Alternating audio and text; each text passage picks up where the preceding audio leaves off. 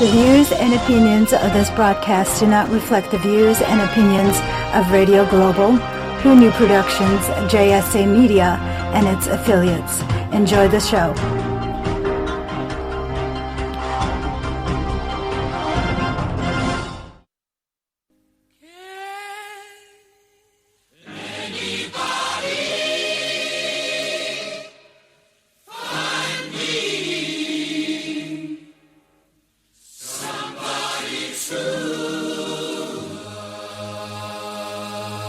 Hi, and welcome to this week's episode of Talk Time with Val. I'm your hostess with the mostest, Valenissima, and tonight I have a very special program planned for you. So, we were going to talk about, gratitude, right? Because quite frankly, a lot of shit has been going down recently, and I have been trying to find a way to not only keep my patience and my temper, but to keep my sanity. As you all know, I just recently bought a house. My husband and I just recently bought a house. It wasn't just me. I have a neighbor who lives 2 doors down who has decided that it is okay for her to look into my windows. It is okay for her to hold my door open when I'm trying to get inside and close it on her. Who has decided that I need to know every single one of her problems and try to solve it for her. She has no idea. I mean, honestly, she's on the Homeowners Association board, but she has no idea of what the laws and rules and regulations are. She speaks out of turn. She tells you the wrong thing. And it's all pretty much just a Napoleon prancing around and deciding that, it's her way or no way. Well, the kicker was that in the last 2 weeks of being here, the police have now been here about 3 or 4 times. They actually had to come because she threatened to kill herself. They had to come out because there were other incidents, with her family and her loved ones. Excuse me. I had her daughter on my front stoop sitting down because her feet were all cut up and she had walked home barefooted apparently on hot pavements for like a mile. And this woman wasn't even concerned about her daughter. She wanted to flip it around and it had to be all about her. It was crazy. Anyway, I have asked them to not, knock on my door and not try to contact me, but that's not happening. They are continuously harassing me. And they asked her to resign from the board, and she has declined to do so. So I don't know what else they're going to be able to do. But Jimmy, can you believe this? In 2 weeks of being here, all that crap happened? Jimmy? Yes, Val. Can you believe all that crap happened in less than 2 weeks of, or in 2 weeks of being here? Just a little over 2 weeks? Yeah, I know. Like I said, you're looking for it, though. That's why. Oh. After you moved in and settled, you ain't looking anymore. No, but Jimmy, what do you mean? I don't understand. I'm looking for it by what? By saying hello to everything's new to you, so you're sucking it in like a curious cat until you get used to the place and you fix all the things you find. Right now, you're in the locate and fix mode. Jimmy, I'm talking about my neighbor. All right, then I lost the conversation. Okay, I was talking about my neighbor. When I first moved in here, before I moved in, remember I was telling you that my movers dumped everything in the house because somebody came out and told them that they weren't allowed to be here? Well, it was her. So my first contact with her was when we were looking at this place before we put a bid in, and then my second contact with her was basically after the movers dumped everything and we were like, what the hell, And she was like, well, she never really told them that, but the other neighbors and the HOA board have confirmed that she actually did tell them that. She told them that they weren't allowed to be here, they weren't allowed to do what they needed to do, that she was going to call the police because it was after 8 and they were disturbing, the peace by being here. Basically, it was just craziness. Anyway, so I'd be Disturbing the peace is either 10 or 11 o'clock, depending on where you are. I don't know what she told them, but she told them they had to leave, right? Other neighbors have since said that it's because they were black and she has a problem with black people, so she came outside and harassed them because of that and told them that we would be fine. Anyway, she denied saying and doing all that. But since then, there have been so many issues with this lady. She is freaking stalking me. She is knocking on my door. She is telling me that she loves me. I'm not even kidding you. She tells me that she loves me. She barely knows me. Tells me she feels like God has put me here in her life because she needed someone to be kind to her. Because I made the mistake of actually listening to her the first day, and she's just, since then, if I have to prepare a show or do anything, I was doing that fundraiser for Ryan, I was not given a moment's peace. I literally was up all night doing everything I had to do because during the day, they would come and harass me. And I tried to be nice because, there are two reasons. One, you're going to be kind to people. You got to be nice to them, right? But two, I was new to here, and this woman is on the board, and I don't want to make enemies, right? But it's ridiculous when there are police coming in and out constantly because of her drama, and now because she thinks I'm her friend, she's trying to involve me, like telling them I would give her a character statement, things like that. No way. She threatened. That sounds like a nosy neighbor. You just avoid them. Don't talk to them. Yeah. But here's the problem. When you don't talk to her, which is what every other neighbor here said, she makes issues. She will find a way to fine you, to do whatever and whatever. But it got to the extreme where she was completely harassing me. And not only harassing me, Jimmy, she would knock on my door, and if I did not answer, she would be looking into my windows, walking around, peeking in, trying to see where I was. Now that's just creepy. You can't allow that. That's when you call the cops.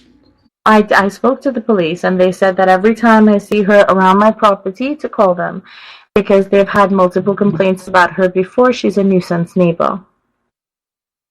So she's already on the hit list with the police. Right. Yeah. They already got a heads up on her. It's Mrs. Kravitz. Yeah. Pretty much, except Mrs. Kravitz is not crazy. Oh, no, she was very crazy. Well, actually, no, she wasn't. She was the only sane person. Exactly. Mrs. Kravitz knew what was going on, and she was like, they kept trying to make her feel like she was crazy, but she knew what was going on. That's how I feel living in this trailer park. Trust me. Well, it's been a nightmare, but quite frankly, it's going to be sorted, and there are more important things on my radar right now. So in order to deal with Nosy Neighbor, and honestly, I really do feel stalked, though. I'm not kidding you. I mean, I was coming home from the fundraiser for the baby on Saturday, and John and I got home at 8:14 because we stopped to get something to eat, and we stopped in the grocery to pick up my favorite ice cream on the way home. We get home at 8:14, and she's standing in her stoop 2 doors down in the dark. And she's like, "Hi, John." And then she's like, "Can I talk to you?" I mean, seriously. And I had just gotten done the day before telling her I needed to not be bothered. I need to spend time with my husband.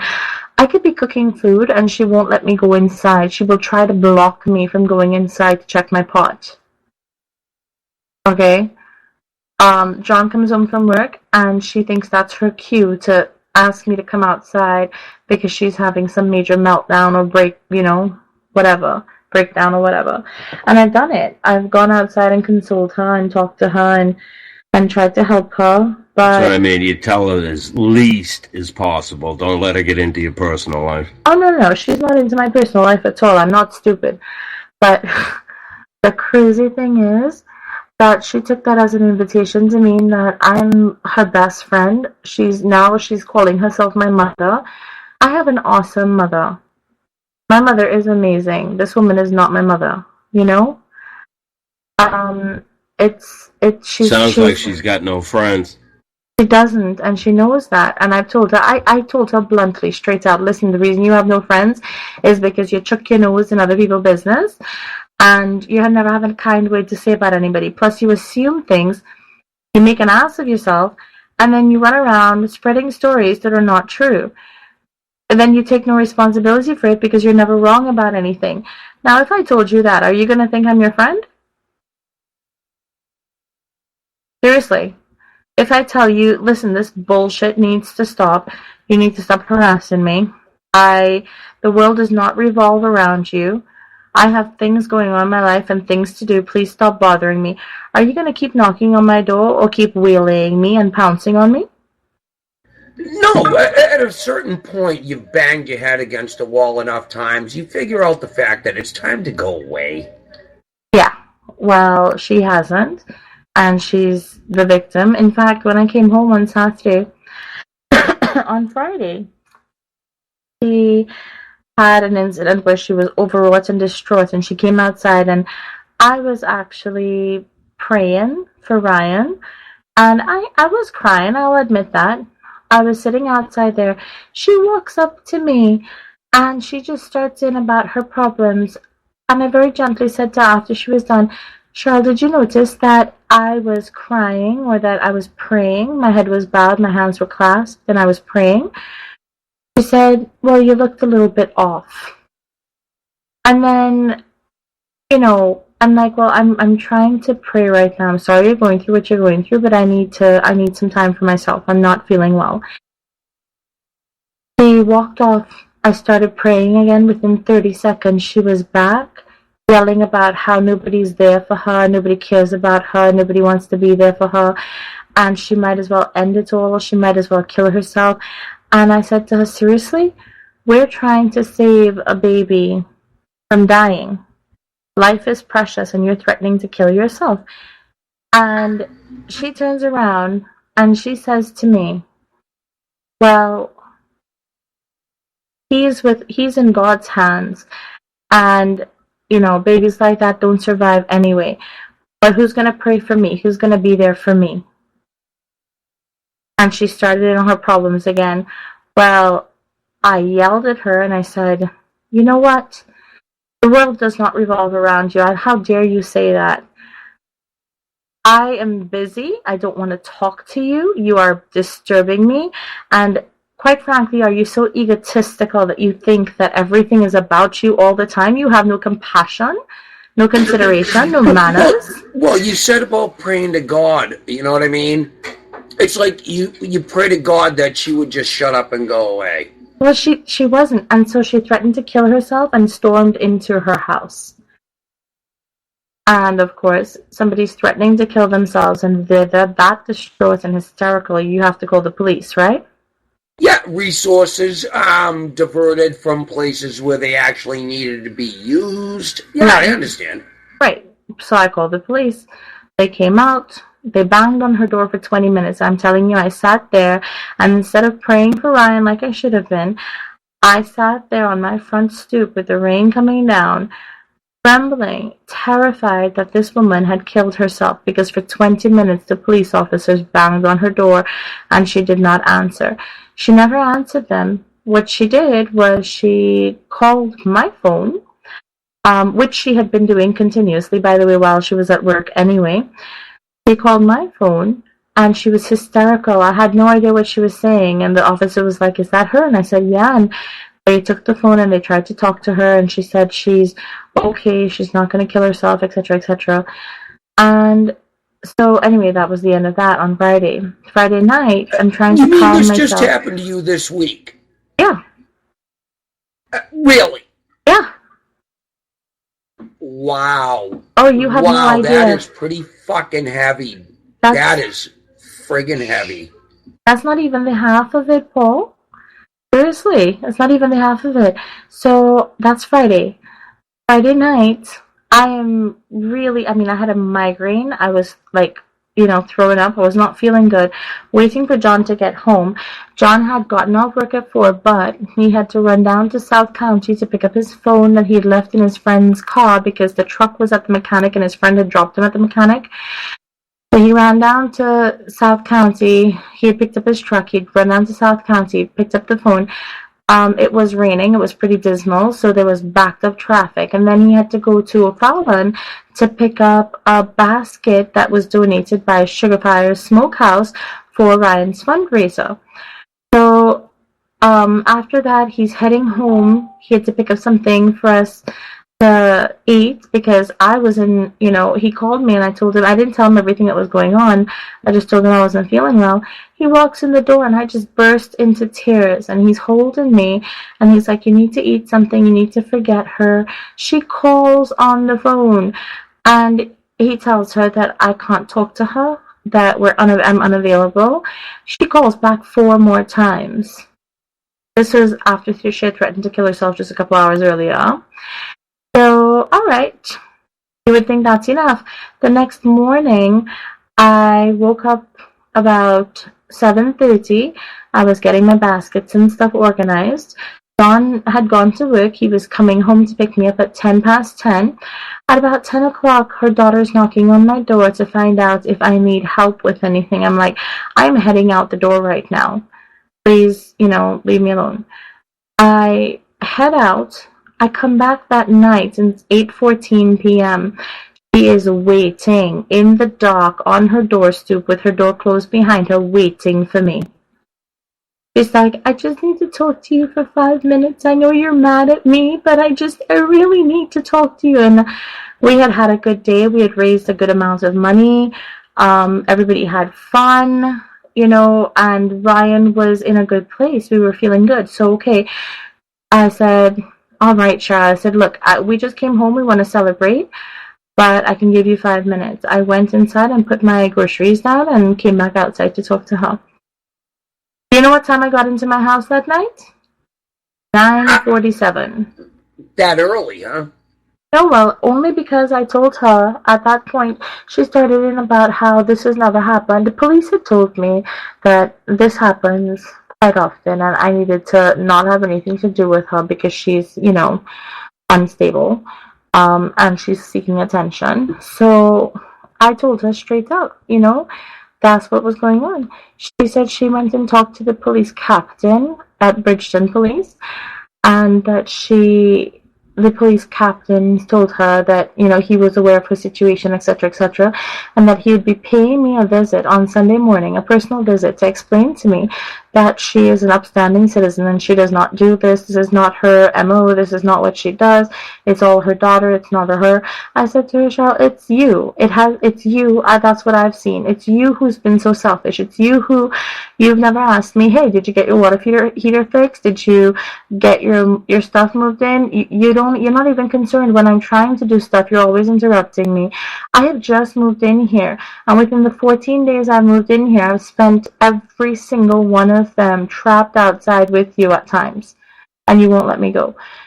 I gave her, with both barrels fully on and straight, right?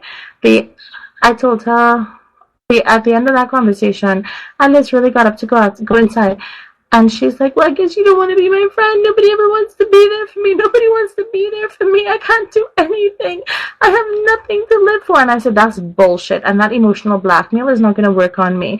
It might work on everybody else in your life, but I think not. And that's why you have no friends. Nobody wants to be around you because everything revolves around you. It's all Cheryl's world. Well, I am done with it. You need to stop harassing me. And you need to leave me the hell alone. You know what the other thing is? She talks over you when you're talking, so she doesn't hear a word of what you're saying. I have literally told this woman in no uncertain terms how I feel and what I think, but she has talked over me each time, so that it came to the point where yesterday, which is Monday now, the HOA, I had to complain to the HOA. She's peeping in my windows. She is harassing me, right? I made a complaint. They said that they were aware of the situation, that the police had contacted them, and they were aware of what was going on, etc., and they would ask her to resign because they couldn't deal with her anymore. They asked her to resign, but she refused to, so now they have to take action if they want to get her to resign. And yesterday evening during that meeting, she's telling them that I'm her best friend, like her daughter, and that she loves me, and that it was like seriously creepy to hear. I honestly feel like I'm gonna end up on some kind of missing persons list or something, and you'll find me stuffed in a cabinet in her house, preserved. I feel stalked, and it's kind of creepy. It's to the point where I won't even go out my front door. Um, and when I hear my door, like somebody knocking on my door, I cringe and go to the back. That's how bad it's gotten in 2 weeks.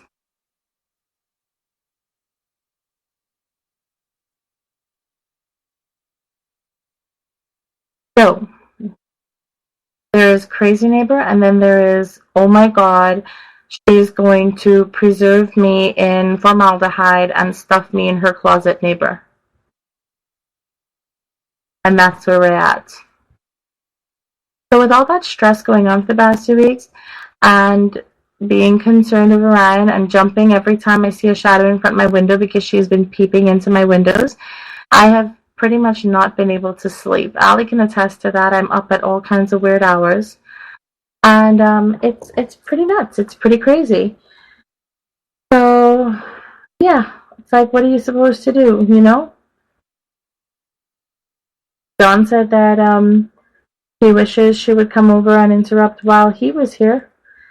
And that's pretty much when he's going to tell her, you know, put his 2 cents in. But I don't know. I don't know if that's going to happen. But he's going to go have a chat with her, which is not going to help anything. It's probably going to make things worse. But, yeah. Do you guys think she's going to, like, kill me, stuff me, and put me in her closet? No. I hope not. But if I go missing, you know, check my neighbor 2 doors down first, okay? Well, like I said, what makes people tick like that? Is she schizophrenic? No. See, what happened is she's going through a rough time, and she has been for the last, I don't know, all her life. She's in her 70s, and she's very self-involved, very self-oriented.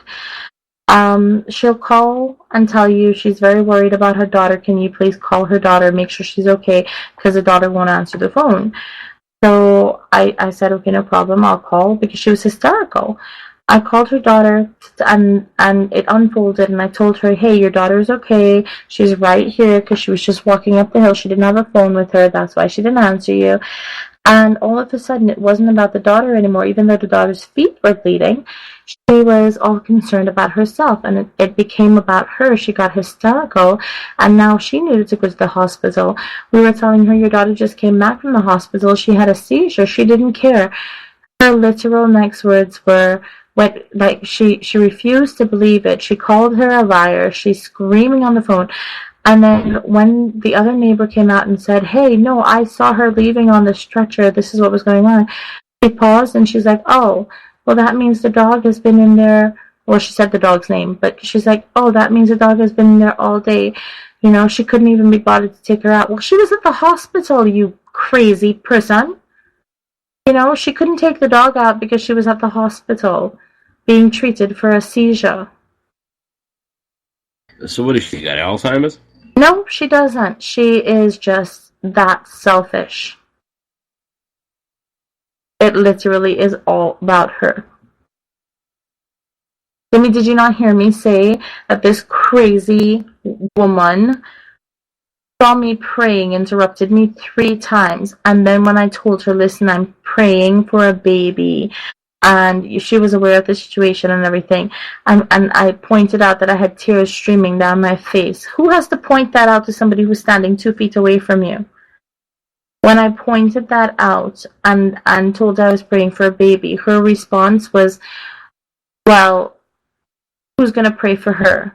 Babies like that are in God's hands. You can't do anything about it anyway. Who's going to pray for her? Who's going to talk to her? Who's going to be there for her? Basically, she didn't care what was going on, what emotional state I was in, what was happening, what I was concerned about. She was and she was very callous about it. Basically, you have no hope. Why waste your time? You know, look at me, look at me, look at me. Focus on me. That's basically what it boiled down to for her. She's nuts. Now we've been talking You gotta about tell her Ryan. to stay away and don't call. Yeah, I told her. I think she's gotten the idea because she's fully aware that I made the complaint to the HOA, and that's the reason they asked her to resign. She must by now get the idea, know what's going on. So we'll see what happens in the next couple of days. But, you know, we might have to have fundraisers for me because she is going to cite me on every little thing. My chairs weren't pretty enough to be in front. My wicker chairs weren't pretty enough to be in front. They had to be moved to the back. This is my front stoop. I want to sit down. I'm not allowed to. According to her. I found out that she's been lying about those things. That Right, it's just what she doesn't want. Exactly. Exactly. She has been peeping Get a into copy of your bylaws. I have a copy, and I know exactly what they say. So I've called her out on her crap. She told me that if I have a visitor here, that, first of all, she wants me to register our vehicle with the HOA. We're supposed to register it. No, we're not. Secondly, if we have visitors, we need to inform the HOA that we have visitors. Are you freaking kidding me? We bought this house. We're not renting. We don't have, it's not leasing. We don't have to inform anybody of anything. You get what I'm saying? But Yeah. we have to not only inform, according to her, we not only have to inform them, we have to register the vehicle of any person that's here with us. I called her on it, and I reported it to the property manager. I told them, this is what she's telling me, and this is what she's telling other people here. And, and she's telling us that, she's telling other people who have 2 or 3 vehicles in their household that they can't park here, they have to park on the other side, and you know what I'm saying? And it's ridiculous. You paid for your building. It's your home. You paid for it. She has no right to tell you how to live in your home. She can't tell you what plants to grow. She can't tell you what to eat, how to breathe, you know what I'm saying? But she seems to be thinking that she can. She wants to, and so she's going to stick her nose in and do whatever she wants to do. And it's crazy, and it has to stop. And here's the other thing. It's gotten so bad that other neighbors have come over here and asked John and I to run for the board. I'm like, I don't have time for that. But nobody wants her on the board, and now they're asking us, we've been here 2 weeks. You don't know us. Why do you want us to run for the board? You know what I'm saying? But what it is there's a lot of elderly people here, and they're not capable of maintaining the workload that would be necessary. And because of that, that's why she's on the board for so long. Because nobody else is capable of doing the job, or physically, health-wise capable. So it's crazy. Okay, so Ali just timed out again, but we were going to talk about, there she is, she's back. We were going to talk about Ryan. I was telling you guys what was going on with him. I didn't tell you that. You want to go to commercial first? Yeah, well, let me set this up first before we go to commercial. And what I didn't tell you was that there has been some incidents at the hospital. And through negligence, Ryan almost died a couple of times, and he actually was clinically dead for a little bit as well. So what we're going to do is we have his mother here with us, Allison. Allie, are you there, babe? Allie, can you hear me? I think she's... There she is. I have to check on him real quick. Something's going on with him, so I will be back after commercial. Okay, go ahead. We're going to break for commercial, and Allie, tell me what's going on. Keep me informed.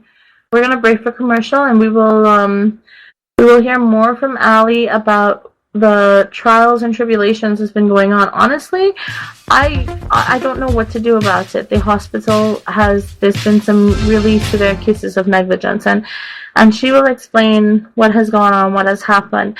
And if anybody out there is like, I don't know, medical malpractice lawyer or something, give us some advice, because right now she's at her wit's end. Her son is not stable enough to transfer, and they are not doing what needs to be done according to the specialist. They're not doing what needs to be done for his health care. for his well-being. We need to pay some bills. We need to take a break, run some ads. When we come back, we will be talking to Ali Marie Jersek, mother of baby boy Ryan Parker Jones, after these messages.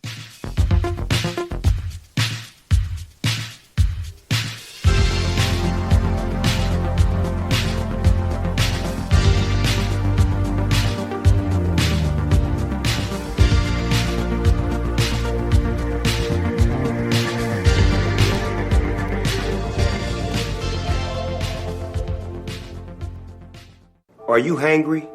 Know the signs.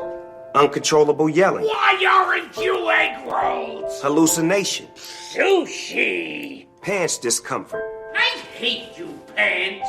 Hangry. It can happen to anyone. Fortunately, there's E24, the app that tells hunger to shut up. Egg rolls. Thanks, Snoop.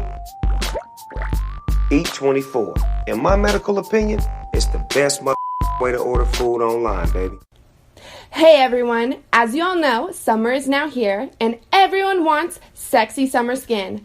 I'm partnered with Rodan & Fields, the #2 premium skincare company in the US. We have some fun treats for you guys. Check out my website at www.ewinters.myrandf.com. But wait, there's more. Join as a preferred customer to get 10% off and free shipping for all these amazing products that I'm currently obsessing over.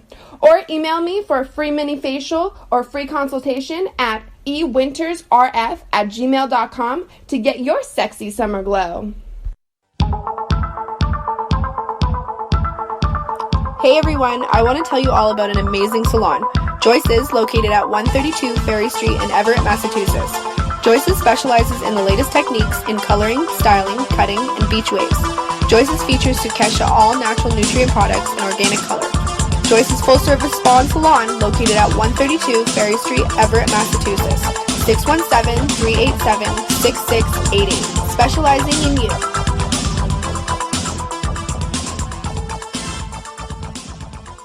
And now, another fresh insight from Roger Berkowitz, President and CEO of Legal Seafoods. If your wife can't take the time to test your tuna for purity, then why should you take the time to come to a complete stop before letting her out of the car? Just saying. Legal Seafoods. If it isn't fresh, it isn't legal.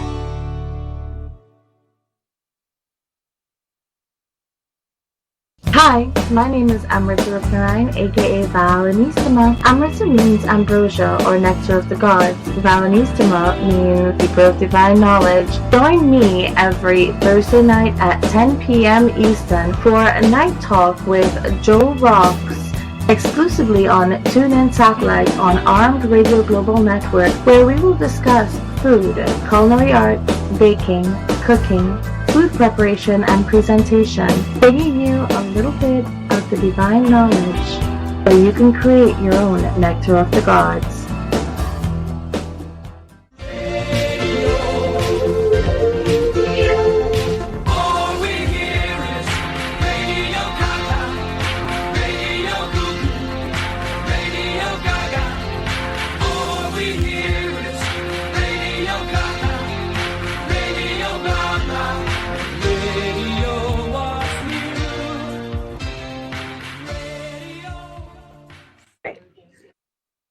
Hi, and welcome back to this week's episode of Talk Time with Val. Before the break, I told you that my friend Ali was going to come on and talk about her baby and what's been going on at the hospital, the acts of negligence, etc. She's going to give us a rundown on what's going on.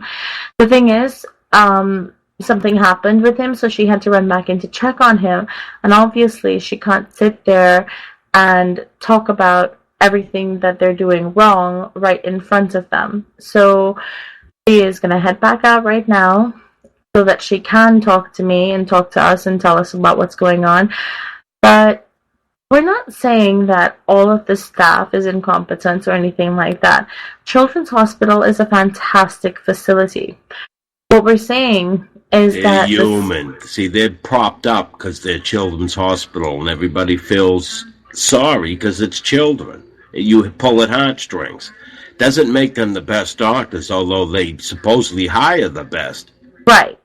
And the thing is, it's not really even the doctors, although it is to some extent, but it's some of the support staff. Now, they have some great support staff, and there are some, oh my God, amazing nurses there who will work themselves to the bone to help.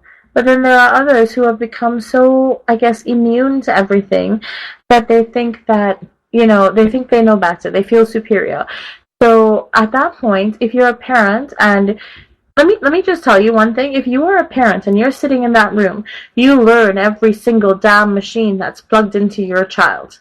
You know exactly what's going on. You get a crash course in medicine. You might not know how to treat them every time, but once you've seen an incident or something happen a couple times, it is seared into your very soul, right? You're going to know what is different about your son, because unlike the doctors and nurses who are popping in for a few minutes at a time to tend to him, you are there 24/7, sleeping in a chair, staring at your baby, praying, wondering what's going to change, how it's going to change. If he has a slight difference in temperature, a slight difference in his breathing, you recognize it. And you also recognize when it's something significant and when it's something that is just, that has to be monitored in case it becomes something significant. So you're not an idiot, right? And Ali, okay, she's my friend. I love her. And I'll tell you, that does not change what I'm saying here. The fact is that she's not just smart, she's brilliant when it comes to this. She's a freaking mama bird, It's like, I call her, mama bear, basically. And she will fight for her son. And you know what? She should fight for her son, because those people at the hospital told her on a couple of occasions, hey, prepare him for hospice care and say goodbyes, because they were willing to give up. They were ready to give up. And Ali has not given up. We have not given up. We have fought and we have prayed and we have done everything that we can do to keep active and trying to get Ryan the treatment that he needs. Ali has been his biggest proponent. I mean, she is fighting tooth and nail.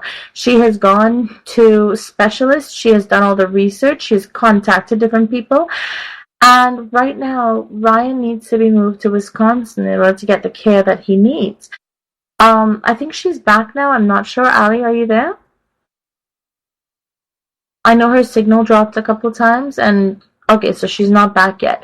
But basically, she knows what she's talking about. There was an incident a couple weeks ago where Ryan, something was off, and she knew something was off. He wasn't breathing right. Things were wrong.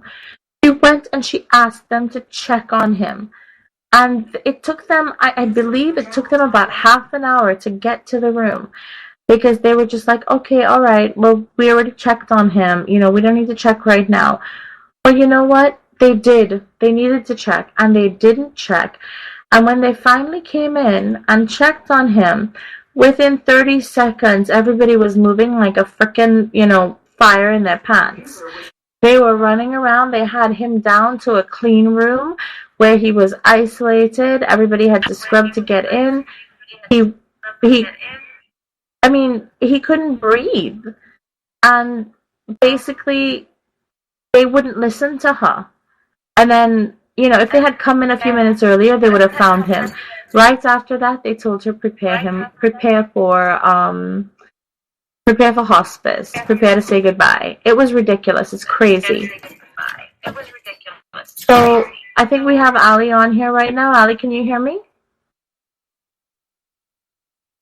Ali, are you there? Press the button, honey.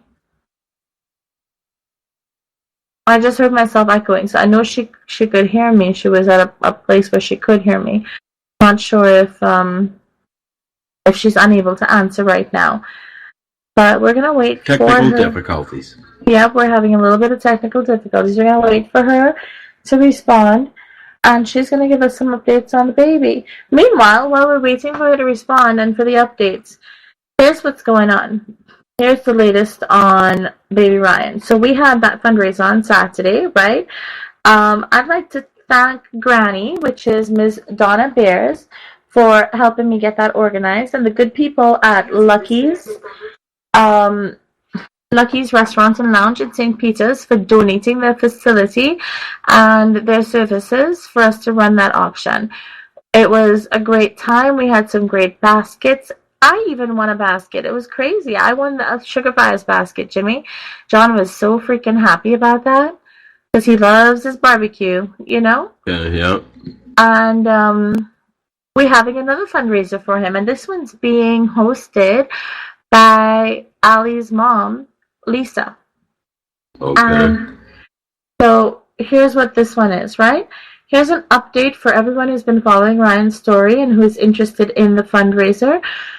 This fundraiser is being held at Shirley's Bar and Grill at 3065 Missouri 94, St. Charles, Missouri 63301. The phone number for Shirley's Bar and Grill is 636-904-9770. That number again is 636-904-9770.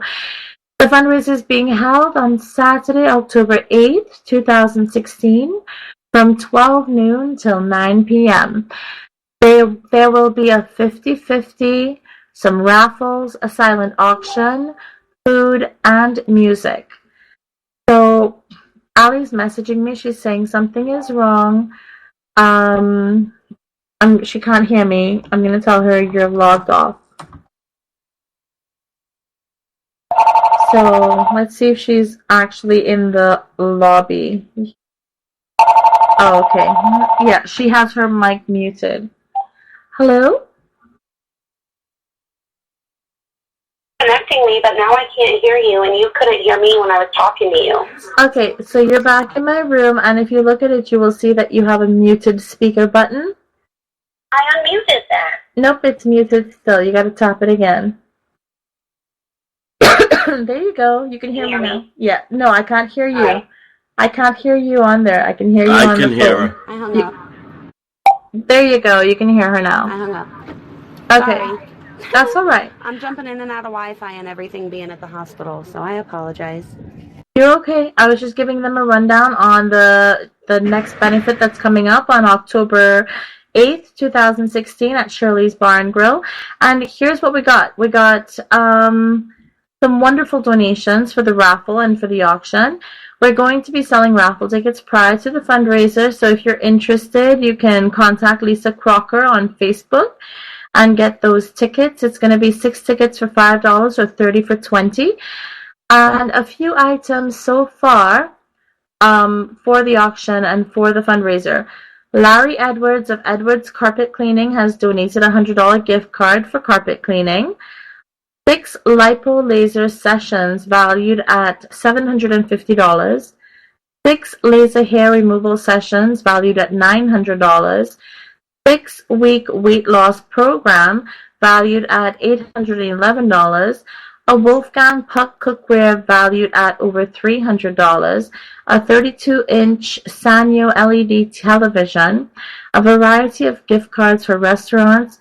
Nail salon gift card, hair salon gift card, massage gift card, plenty of baskets to auction off on Marilyn Monroe and Elvis Presley, the Cardinals, a Cardinals bear, Blues bear, liquor baskets, bee theme basket, Rodin and Fields, dental basket, wine baskets, and much, much more. Tickets are, of course, 6 for $5 or 30 for $20. They're having a 50-50. We've appreciated everyone's support and prayers, and we would love to see you at our fundraiser.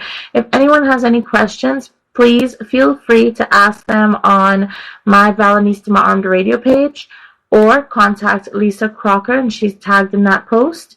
Show up, win a prize, have some fun, and know that you made a difference. I hope to see you there. Now, Ali, I was giving them a rundown on what was going on. The only thing I basically told them was, remember a few weeks ago where you were in the room and Ryan wasn't breathing right, and you told them, you asked them to check on him, and they wouldn't. That's where I was at. We were on the 12th floor, which is the neurology floor here at Children's, and they were actually going to... You cut out. Are you there? I'm here. Can you hear me? Yes. Go on. I don't know what's wrong with my phone. But anyways, we were on the 12th floor, and I noticed he wasn't breathing right. Well, they were going to send us home that night, but I didn't want to go home without oxygen, so they ended up keeping us another night. And it just so happens that very same night, Ryan had total respiratory failure. I had been telling him for like 2 days that the secretions that he was producing were really, really thick, and I was having a hard time getting them out. He just wasn't breathing like he normally did. They told me it was just like a management of his secretions and that he would be fine. And then come to find out, he actually had pneumonia and he had rhinovirus.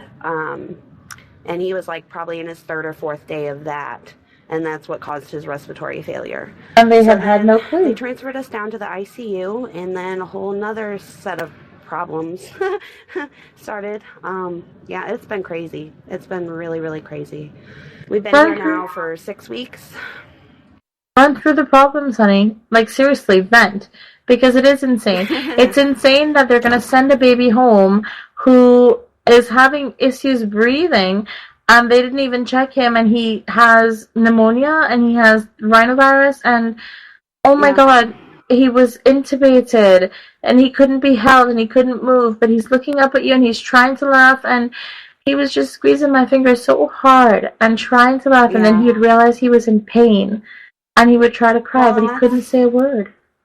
Yeah, well, and that's like the biggest problem that we face this entire time is just people not listening to what I'm telling them. And it's been said multiple times, I'm not a doctor, but I have medical background. I know certain things. I know what I'm talking about, especially when it comes to my son and his behavior.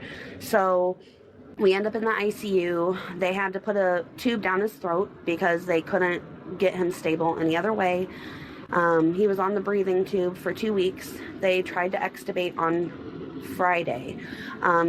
During that time, we had a respiratory therapist come in the room, and it was me and Nick and her in the room at the time, and I could just hear stuff in the back of his throat. Now, remind you, he's getting respiratory treatments every 2 hours right now. So he's got people coming in doing percussion treatments, which is where they put him in this vest, and it kind of vibrates, and it breaks up all the mucus that's in his lungs and everything.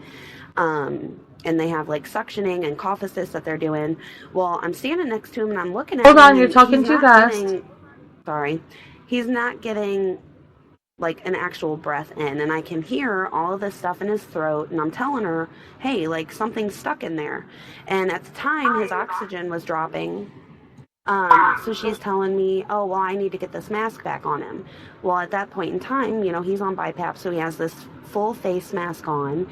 And with the full face mask, if you put that on his face when there's something already obstructing his airway, you're putting pressure and forcing a pressure of air into him, and you're going to just lodge it somewhere. Well, she didn't listen to me, put the mask back on him anyways, and within a matter of seconds, he was coding.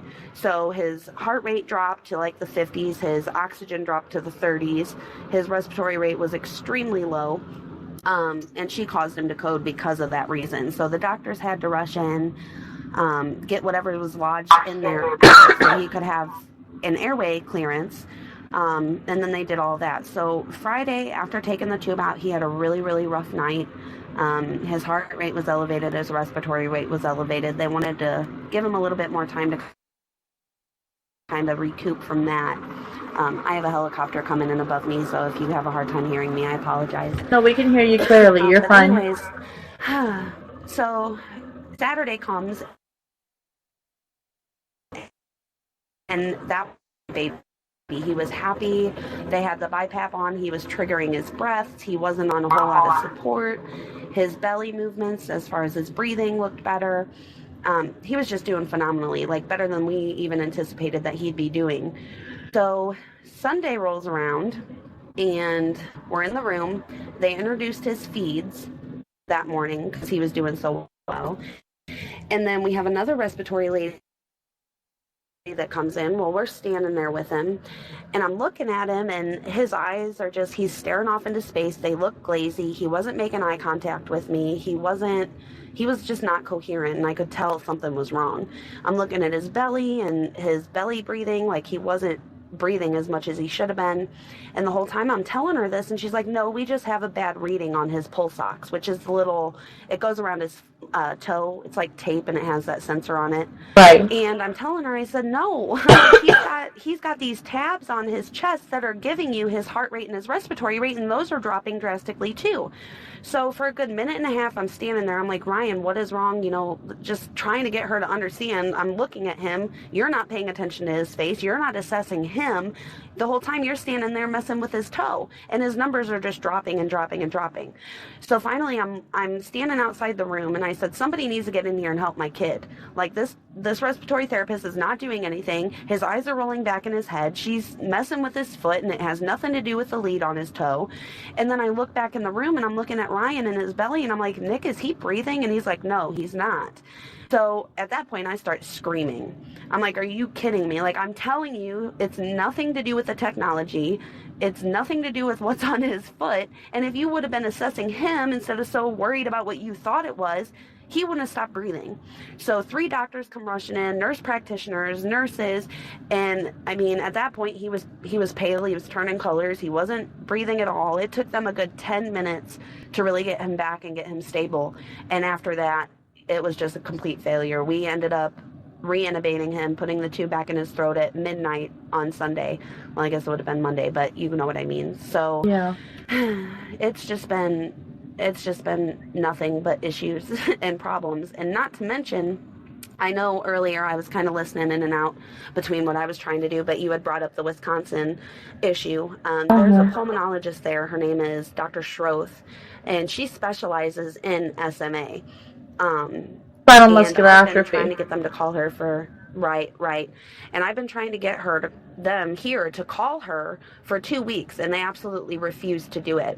Well, I got to a point Sunday after all that happened. I told them I want him transferred first thing in the morning. I don't want excuses. I don't want anybody else's input on what a plan is for him.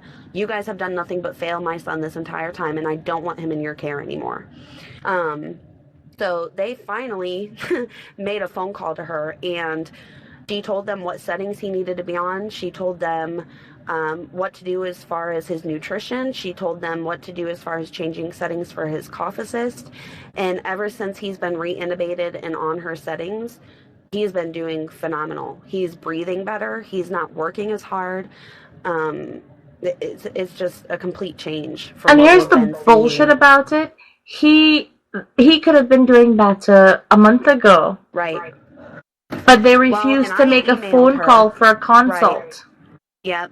And I emailed her yesterday, or I guess it was Allie, I was with you a few weeks ago. What was it, 2.5 weeks ago, when you gave Dr. Freeze the freaking documents, the protocols from her. I was with you. Yeah. Well, and he tried telling her on the phone. That's why I emailed her. I was emailing her as he was on the phone with her, because he told her he's never seen her protocol until she sent it to him, and that the only issue that Ryan has is that this rhinovirus is so aggressive, and blah, blah, blah, blah, blah. Didn't say anything about him coding. Didn't say anything about the fact that they extubated him when he had slight collapses in both of his lungs. Are you kidding me? I thought his lungs were better. That's why they extubated. No.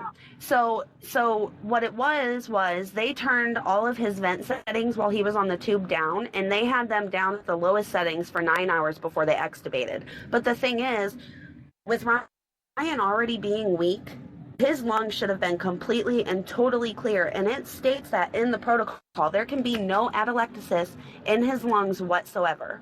And he had 2 portions of his lungs, one on the left and one on the right, that were collapsed.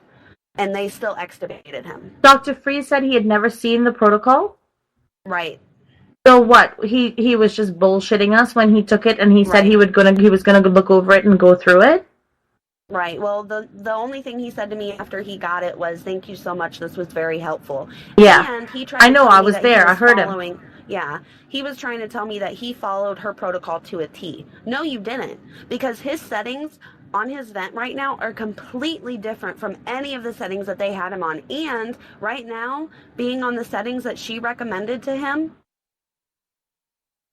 he's doing better. He's on the lowest amount of oxygen he's ever been able to tolerate the past 3 weeks. Yeah.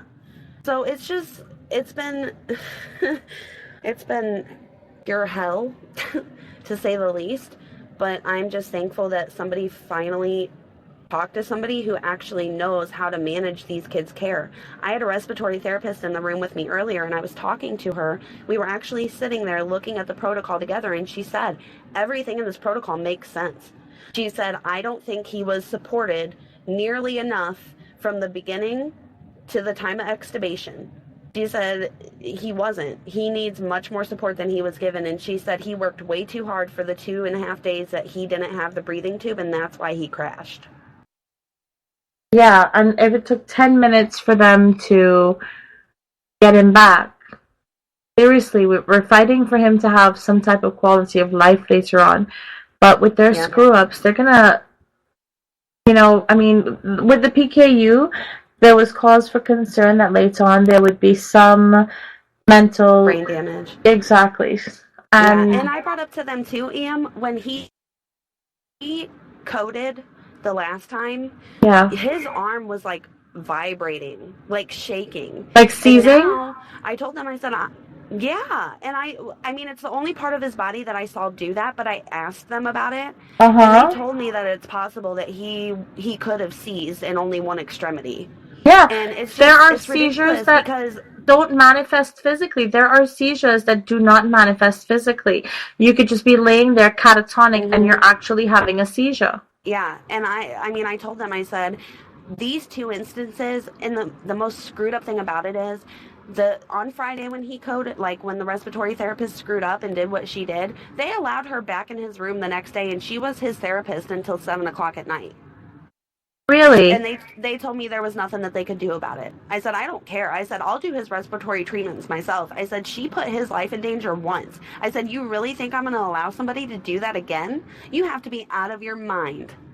So honestly, and it's the one thing, I've talked to other moms that are here right now, you literally have to be a B word, and you have to be aggressive with these people, and you have to make them know that you're serious about it. You know why they sent her back in his room?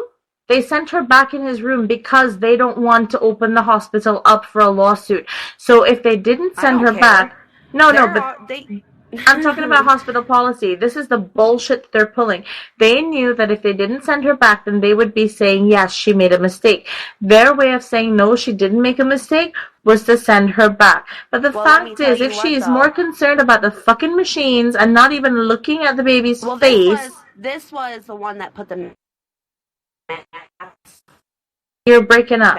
This is the one that what? Sunday when this happened, that nurse was sitting... You broke up there. You said this was the one that... The nurse that made him code on Sunday. Yeah. After that happened, she sat at a desk all day long. She didn't go into a single child's room the rest of that day. She's not been back. And the nurse practitioner, there's so much that's happened that I'm missing things, and I apologize. But you're fine. When we were in there, okay, when all the doctors rushed in and the respiratory therapist was in there with them, they're asking her, what happened? Like, I don't know. All of a sudden, he just stopped breathing. And I'm like, I'm standing outside the room cussing and screaming. And I'm like really? And I called her the B word. And and you know me, Em, I am not an aggressive person. You're not. I don't have that strong personality. So I've done nothing but try to be respectful to these people. I completely lost it at that point. I said, you're going to stand in my face and in their faces and lie to them for the sake of your job when you just killed my child? Are you out of your mind? I said, I went off. But needless to say, the nurse practitioner was like, okay, well, let's really find out what happened. And she went back. The machine that he's on records 12-second intervals of what happened. And she told me, you didn't lie. I believe you. His numbers were dropping for a good 45 to 55 seconds before he completely stopped breathing, and she did nothing about it. And the only thing they're telling me, well, we're having an educational meeting with everybody. That's what we're going to do to prevent this from happening next time. And now there's a plan put into place. If Ryan's numbers start dropping at all, they bag him and they call for help. They don't do anything else. And I'm like, you really think that's good enough? If these people don't know how to do their job, they should not be caring for any child on this floor. I said, this is an ICU unit. They're bagging him? Hold on. They're going to bag him and call for help if his numbers drop at all? They're going to, yeah. So Yeah, they're not going to put, like, the actually Andy bag on actively and do give him anything breath. without supervision because they No, they are. you're breaking up real bad. Because when his numbers start dropping, if they put, can you hear me? Yes. I know my service is horrible here. When I say bag, what I mean is they put a mask on him and they give him breaths. It's like CPR. Right. So that's what they're going to do. They're not going to assess anything else. If his numbers start dropping, everybody knows. Everybody knows. You put that on him, you give him breaths for him, and you get us in here. Yeah. Okay. Hold on, Okay. I'm going to try to step out a little further and see if you can hear me. You were clear a while better? ago, and then you started breaking up all of a sudden, but you were clear for a good long time. I know. Yeah. This Open like I up, said, and I didn't catch the rest. You what? service here is bad. Yeah. What'd you say, Jimmy? She said open up, and then broke up. I didn't catch the rest. Right. They're going to put a mask on him and give him breaths. They're going to perform CPR without the chest compression. Every time that his numbers start dropping. But that makes They're no not allowed to sense. do anything else. But that makes no Every time. sense because his Every numbers time. could be dropping It's- from something else, and they're not going to even be assessing that. They're just going to give him breaths and not look and see what else is going on. I think the reason that they know that if I decide to pursue this situation, how Pursue much it. trouble they can be in. But They that's what I'm almost saying, killed because him. now- I know, and that's what I'm saying. So now he has 2 respiratory therapists, 2 nurses, and the nurse practitioner at bedside with him.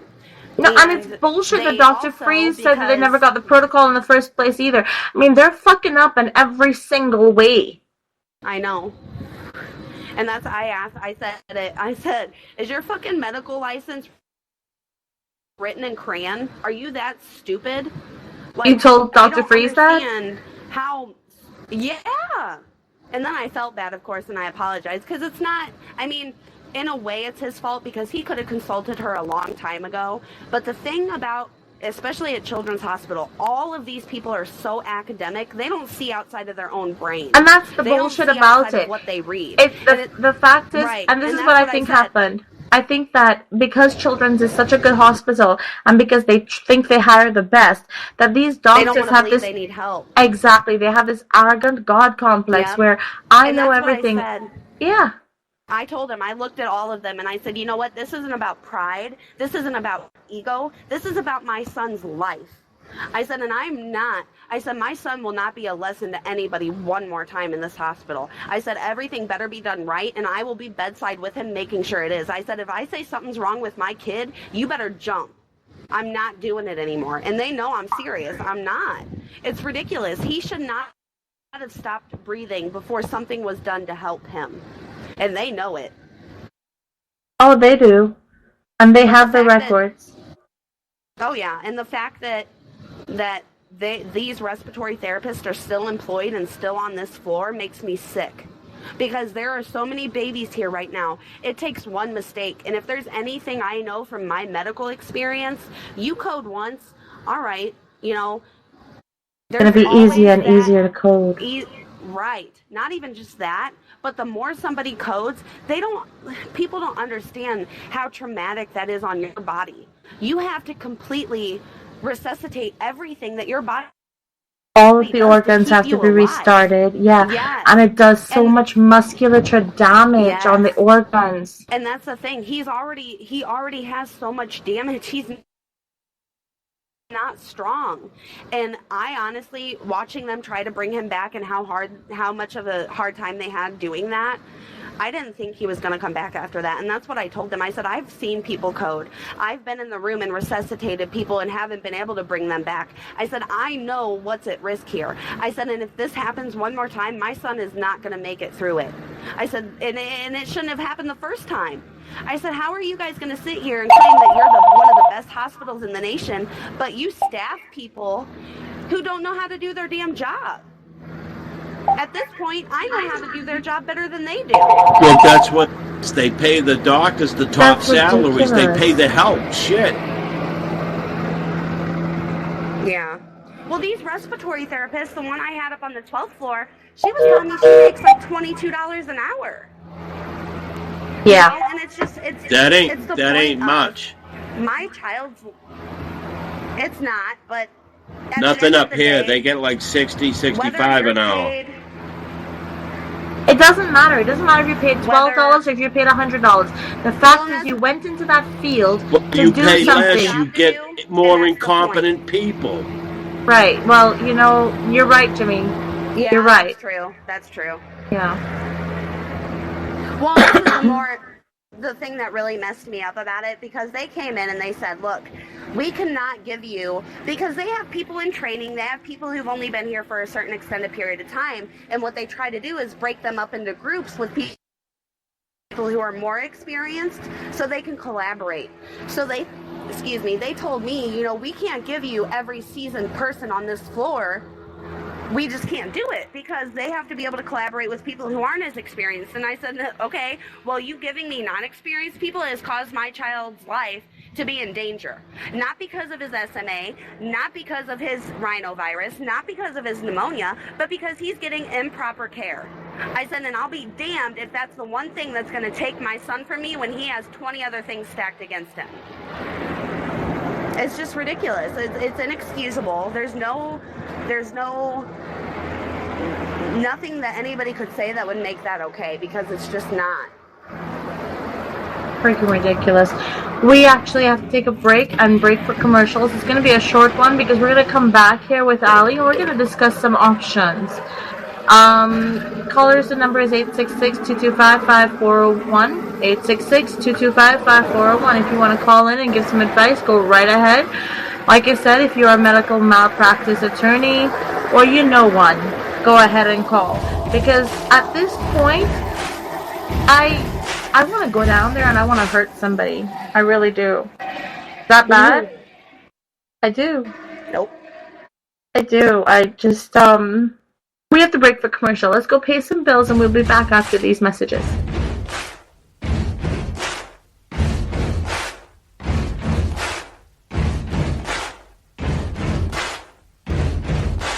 Buddy, you're a boy, make a big noise, playing in the street, gonna be a big man someday. You got mud on your face, you big disgrace, kicking your can all over the place.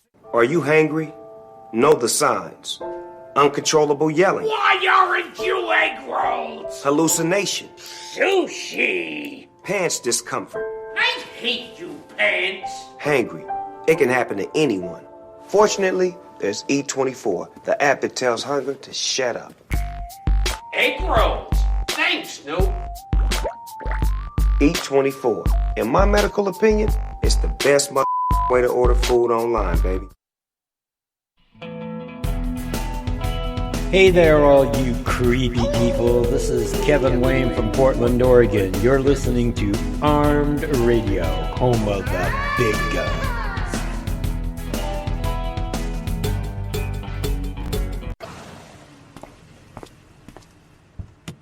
Hey Dan, how's the day going so far? My day couldn't be better. You pull up less than 3 minutes after I open my Lyft app, and how do you greet me? With a kind hello? Just delightful. Great. Care for a cookie? A cookie? A chocolate chip cookie? You know, I'd love one. Sure. Hey, let me ask you something. How did you know I love this song? I mean, come on, it's the Cold War kids. Everybody loves them. Whoa! Who taught this guy how to merge? That was a fantastic merge! Couldn't agree more. That's it? That's all this costs? What's this thing running on? Smiles and high fives? You son of a bank! I love you! Thanks. Have a great day. Lyft. Driving you happy. Just download and go.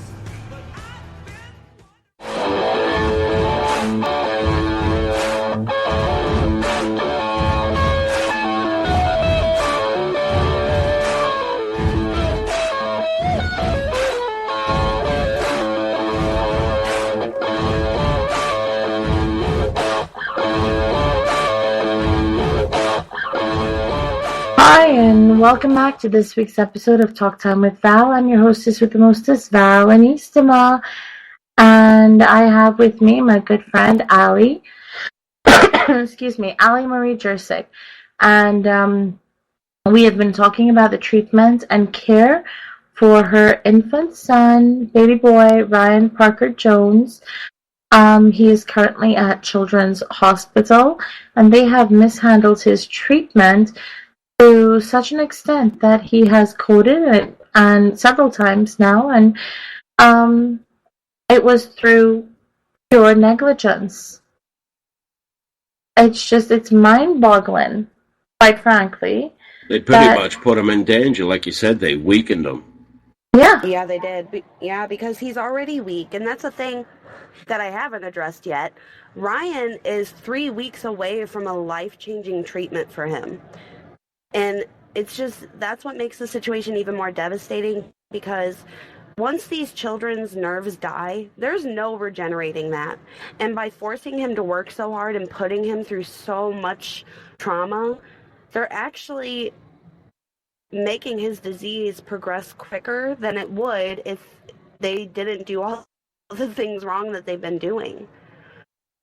And the life-changing treatment that Allison is talking about is this special new drug that has had some amazing results. It's a trial drug, but it has had some amazing results. And the fact is, if they had just simply followed the protocols from a specialist instead of thinking that they were God's gift to medicine and they knew everything and being completely incompetent about it and then lying about it, lying and saying that he had never seen the protocols before, but he's telling you that he's seen them and he's been following them, right?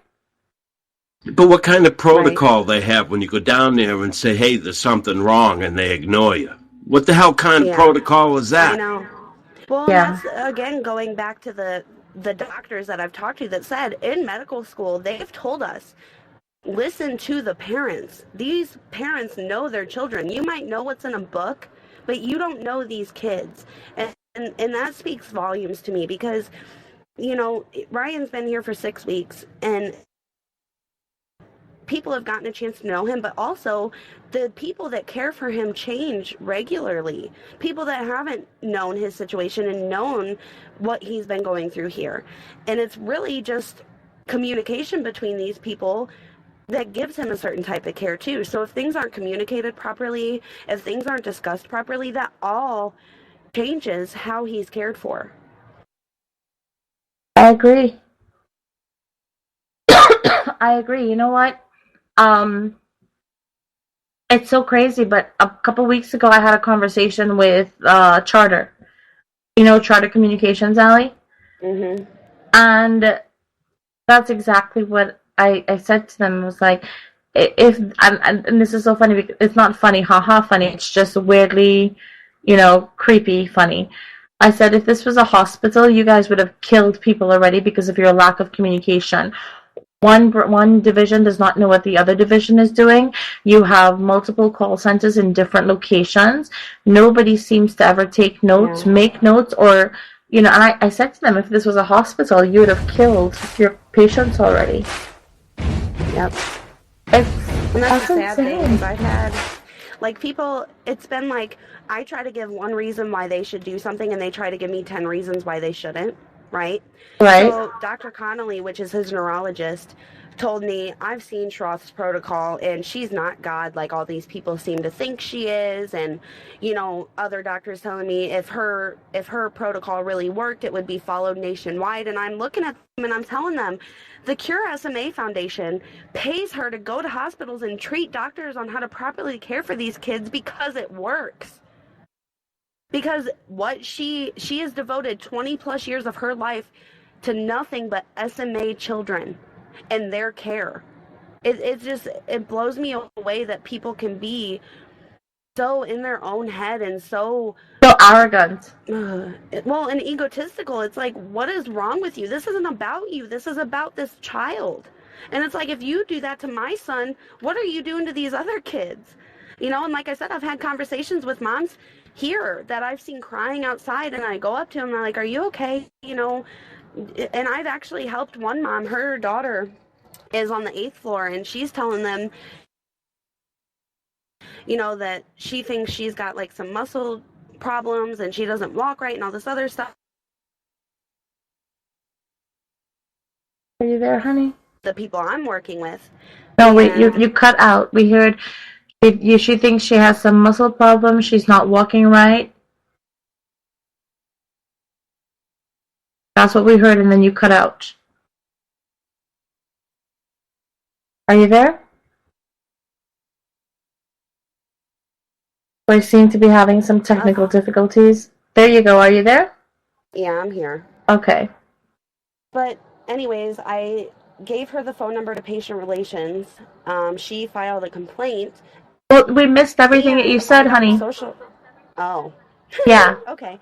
Well, pretty much bottom line is she's been having the same exact issues of people not listening to her, people ignoring her requests, everything else. And she's like, I don't know what to do. She tried to leave with her daughter and the security guard blocked her door. A nurse came in and took her daughter out of the room and they would not let her leave. And finally, she's telling me all this, and I said, you need to call patient relations, you need to file a complaint, and I will send my social worker down to you. So she called patient relations, she filed a complaint, my social worker went to talk to her, and now they're doing everything the way that she's been asking them to do it. So it's literally taking people fighting to the depths to get what they need for their children, and I just don't understand it. It's not supposed to be that way. Children's Hospital's mission statement is to do what is best for any and every child, and they're not doing that. They're just not. I'm sorry, I still can't wrap my mind around the fact that he is telling you, that Dr. Freeze was telling you, that he is following the protocols, and then he's telling her, I've never even seen these protocols before. Well, and I addressed that all in my email. I said, I'm sitting right outside. Like, I was in my room, and he's at the desk, and I can hear what he's saying. And I said, I'm letting you know right now, he's feeding you a line of bull crap. He's not being honest with you. It was just, it's just been ridiculous. And, it's like, I just don't understand it. Like, my son's life is already... Did you confront him about flat out lying? Oh, I confronted him about a few things. And what did he say? Well, we didn't discuss that, and we didn't, it wasn't necessary for me to bring up certain things that have happened when we're trying to figure out how to care for him now. I said, why? Because you didn't want to look like an idiot? I said, it's absolutely necessary for her to know those things in order to give you a proper advice on what to do for my child. Yeah. She, like I said, she knows everything, so it doesn't really matter. And I told them, if he fails again, if you go to extubate him and he fails, because, they're going to try to tell me he needs a tracheostomy. And Dr. Connolly told me Ryan is not at a stage in his disease where he should be, his body and his respiratory system should need to be dependent on a machine. So it's just, like I said, everything that they're doing, it's creating issues for him that would not exist if they wouldn't have done something wrong. And that's the thing. It's like we had a 2-month countdown to get the drug that he needs. The drug company, do you remember how happy we were when the drug company donated the drug for his treatment? It's going to be there in 2 months, they said, right? What's the countdown now? Well, when we talked to Dr. Connolly, that was around 3 weeks ago, and she said it was in front of the IRB, which is investigational, something. I don't remember exactly what she called it, but so it's really only supposed to be probably another month away. Okay. Now I'm trying to get in touch with her because when they did the test to confirm whether he had SMA or not, they were supposed to include... Sorry, Nick just got out here. They were supposed to include how many copies of the SNM2 gene he has. Right. If he doesn't have 2 copies, he won't be able to have the drug anyways. And they didn't do that. So now I'm trying to get that redone and retested. But also I've been hearing that they're trying to change the criteria to the fact that a child cannot be intubated and a child cannot be hospitalized or sick within the past 90 days in order to qualify for it. Well, Ryan could have been extubated 2 weeks ago if they would have done it properly. Right. So wait a minute. So it's possible that he's not going to be able to get the drug now. I'm not going to say that for sure because the last time I talked to Dr. Connolly, she told me it is 100% happening here, and Ryan's state right now will not disqualify him. Good for her. But God bless her. Yeah, I know. And that's another thing we haven't addressed, Am, is Dr. Golombek, all the horrible, horrible things that this man has said to me in the time that I've been at this place, which should be enough for them to allow me to transfer Ryan's care in the first place. He the one who said give up? He's the one that told me, because, Nick's parents are like at a point, they're like, we've been wanting to downsize the house anyways. We'll downsize the house. We'll sell the car that we have because they have 2 other cars. They're like, we'll do whatever we have to do to pay for this. And I'm expressing that to him, and he says to me, don't you think it would be more wise to have a child and make sure that that child's healthy and invest that money in a college fund? He's like, why would you waste your money what did he say? A useless cause? I don't think that's the exact word that he used, but that's pretty much what he told me. And then he told me that... are you kidding me? Wait. When did this happen? I told you about that. No, you didn't. Remember? Yeah. Well, there's a reason I don't tell you everything, because I know how angry you get. But he told me that, and then he also told me, which I know I told you this, that I need to consider Ryan's quality of life and how it's unfair for me to make him suffer. Oh. And he... No, I know about that, but he actually said, don't waste your time. Didn't he say that, Nick? You need to introduce me to that doctor. So I can hear you confirm. I know. No, you need to introduce me to that doctor. Dr. D-Face. Yeah, you need to introduce me to that doctor because that's awful. ridiculous. Did you go to the administration, the hospital administration? Not on my own yet. My fear is, okay, and this is why I haven't proceeded with anything. Your fear is that his lack of care until he's out of there. Because he's already had such a lack of care at this point. It's like, I don't want to do something that is going to cause other issues. So until Ryan is home and Ryan is safe and Ryan is stable, I'm not doing anything but focusing on managing his care. That's the wrong way to go. He's taken care of Well, I can't... No, listen. Let me ask you something logically. When you confronted them, didn't things change? When you confronted them about the respiratory assistant being there, didn't things change? The fact is, if you confront them, if you go to the administration, you say, look, this is bullshit. This is how your doctors are talking to me. This is what has happened. My son has coded multiple times. He is weeks away from a treatment that will save his life, and they are jeopardizing it. Patient relations knows all this. Patient relations knows. But did you actually schedule a meeting with the administration, hospital administration? That is patient relations, is the administrative. Okay. Yeah. So they're aware. So, have you asked them aware for copies of all these reports? Not yet, but remember on Saturday when I was outside for like an hour? Yeah, you had my camera with you. Sorry. That's all right. That's who I was on the phone with, was in the administration office here. Okay. So yeah, we were freaking out looking for you, by the way. I know, I just up and disappear. It's like that though, because I literally don't get 5 minutes to myself between doctors coming in talking to me, nurses coming in talking to me, social work, palliative care. I am like, I can't even, I'm like being on the phone with you now, like I had to literally be like, look, I have to go and do this, and I have to step away from this situation right now because this is important and I need to do it. And I don't get that very often. So even when I step outside of that, like earlier when I had to run back inside because Ryan was having some issues, it's never ending. Like it's a constant thing I have to be involved with, and I'm doing everything that I can, but I do know Joe's mom was here with me and Nick on Sunday when that respiratory therapist wasn't paying attention to the fact that he was like stopping to breathe and his body was shutting down. Joe, and, as in... she's already been in touch with an attorney. Okay, Joe... husband. Okay.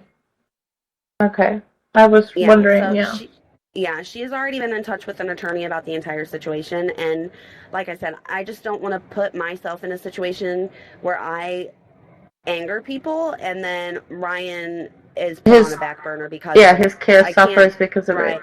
Because it's already suffered for nothing. So Yeah. it's like it's just very hard, and it's And then the thing is, it won't suffer because they're being spiteful, but because they want to be overly cautious and cover their own asses, they won't actually do what needs to be done properly because they will want to follow every single part of protocol to make sure that their asses are covered. I get where your fear is. I understand that. When I want to tell you too, I've recorded multiple conversations to have. Like when that nurse, when the nurse practitioner told me that she went back and looked in the actual system to see what was going on for those 12-second intervals, that she knew I wasn't lying. And I have that recorded. So, I mean, I'm covering my bases in every single way possible. And I told them, anything happens to my son from this point forward, there will be an issue. Like, I'm not going to continue to sit here and just take your guys' word for anything anymore. I said, I don't trust any of you. And that's the truth. I don't. I understand. Yeah. I understand. I mean, I sit here and I pray and I cry and I think to myself, what can you do to be positive and to be hopeful instead of, just praying and crying? And then half the times, I don't want to disturb you because I know that, oh my God, I know that everybody is freaking calling you constantly. Well, if at any time I don't answer, it's not because I don't want to or because you're bothering me. It's just simply for the fact that I literally can't at the moment. I know, honey. I know. So it's just, I don't know. It's just, we did, I came on, I'm sorry, my phone is not. Your phone is fine. It sounds fine. One moment. When Ryan was diagnosed with PKU, I came on your show and we discussed that. And now it's like, it's a completely separate issue. Like if Nick and I even want to have babies again, we have to go through in vitro because it's just too much of a risk. And, everybody, it's just crazy. Like I said, there's no explanation. There's nothing I could say that can make it right. Or wait, why would you have to go through in vitro? How would in vitro help? They'll be able to do genetic testing on the so embryos? They'll fertilize so many eggs, right? They'll fertilize so many eggs, and then they'll be able to tell me which one's healthy, and then they'll implant that one. And it's crazy, too, because, just like with the PKU, there's that 25% chance that they will get it. Yeah. SMA is the same way. So there's still more of a chance that Ryan wouldn't have got it, and he ended up with both. And it's just, it's just crazy. It's really crazy. And there's so many other children that are going through this. It's not even just about Ryan. Have you heard of any other cases where they have both, though? No.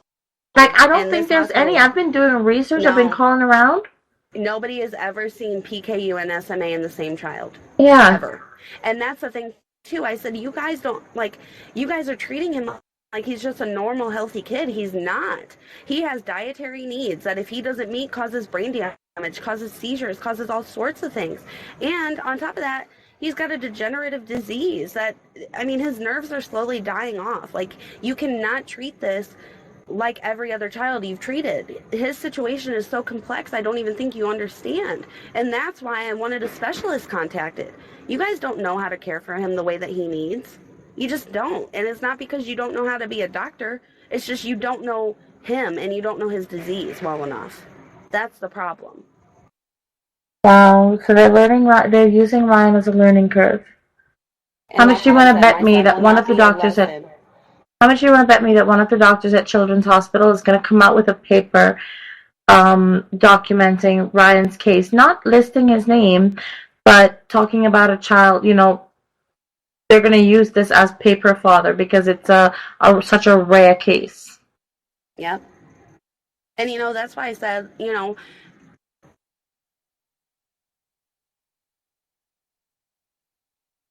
that doctor who... Why didn't you tell me that right then and there? You told me everything else you had in that conversation with him, but you didn't tell me that the douchebag decided to tell you that why waste your money? Save it for a freaking college fund for your next kid. Don't waste your money Seriously? On a lost cause? I know. Well, and I haven't, I mean, there's very select few people that I have told that, because me and Nick are trying to handle certain situations. That's the thing. Like, our family right now, me and Nick are the strong ones. And Yeah, I know. telling everybody, look, you know, in this situation, you have to look at the positives. Like, I was telling his mom the other night when he got reintubated, I said, I understand how upset you are and how crushed you are. I said, because I feel all of it too. I said, but the only thing that keeps us going is looking at the positives in the situation. I said, right now, Ryan is stable, and there's really a very, very, very small chance that anybody can mess up in a way that would cause him to have the problems that he's been having. I said, and to me, that's enough to make me feel better. Yeah. And it's just reiterating the things that we have to be thankful for. And it's completely changed my life. It's completely changed my outlook on life. And it's completely changed how I treat people and how I address situations, and the compassion that's in my heart, no matter what the situation is and no matter what somebody else is going through, because I've probably been to the lowest of the low in the past 2 weeks that I've ever been in my life. And everybody has a different extreme of like what they're going through and how it affects them. And just because somebody else's situation isn't the same doesn't mean it hurts any less. Right. So, I don't know. It's just, like I said, it's just been crazy, and it's been. I was gonna do a show on gratitude, on basically how you have to be grateful for the good things in your life. Because when the shit storm happens, if you focus on all the negative and all the nasties that's going on, you're never gonna, feel like you could breathe again. You have to find some positive way of looking at it and saying, okay, this is something I can actively do to make a positive impact, to change my mindset, right? Yeah. Which is why I'm so kind of, wow, John. Which is why I'm so kind of crazy about the fundraising thing. Like, I want to make everything perfect, because it's the only thing I can do. I can't be in there yelling at the doctors for being completely incompetent assholes. Well, and that goes back to this, everybody, how do you do it, and how are you maintaining, and how are you being this strong? Because I don't know how I deal with it. And it's like, until you're in it, and until you're the one person, like, my son doesn't have a voice. My son can't express how he feels. I literally have to gauge him and how he's behaving and his norm to understand him. And when you're in mom mode, it doesn't matter.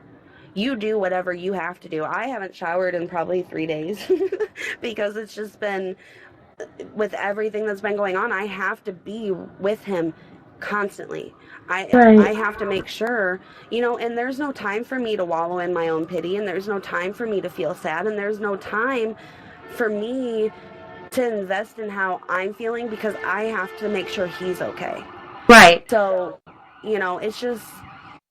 the only word that I literally can think of to describe it is crazy, because it's all it's been is just crazy. But just have to take it day by day, and hopefully now that they've made the phone call that I've been asking them to make for weeks, and they're using proper protocol that I've wanted them to follow, Ryan will have success. And if he doesn't, we will worry about that when that time comes. And I mean, I can't, right, you don't want to borrow worries for the future. Yeah. You need to deal with what's going on today, because God knows there's there's enough going on today. Yeah.